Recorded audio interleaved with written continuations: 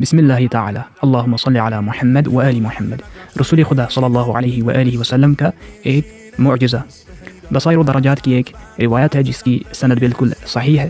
حدثنا احمد بن محمد عن الحسین بن سعید وعلی بن الحکم جميعا عن محمد بن علی عمیر عن حماد بن عثمان عن ابی عبداللہ علیہ السلام کہ امام صادق علیہ السلام نے فرمایا قال ان من الناس من یؤمن بالکلام کہ لوگوں میں سے کچھ ایسے ہیں جو بات سن کر کلام سن کر ایمان لے آتے ہیں.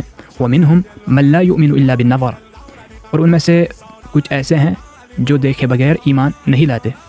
ان رجلا اتى نبی صلی اللہ علیہ وآلہ فقال له ایک شخص ایک آدمی نبی کریم صلی اللہ علیہ وآلہ کے پاس حاضر ہوا اور ان سے کہا ارینی آیہ کہ آپ مجھے کوئی نشانی دکھائیں یعنی اپنے نبوت کی سچائی پر تاکہ میں اس کی تصدیق کروں.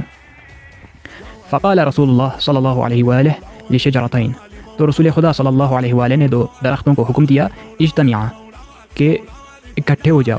فاجتمعتا تو وہ دونوں اکٹھے ہو گئے.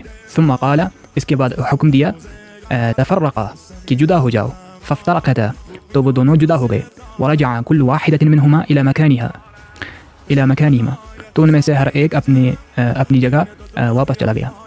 قال فآمن رجل اس کے بعد امام صادق علیہ السلام نے فرمایا یہ معجزہ دیکھنے کے بعد وہ شخص ایمان لے آیا. تو یہ ایک رسول خدا صلی اللہ علیہ وآلہ کے معجزات میں سے ایک تھا. اللہم صلی علی محمد و آل محمد.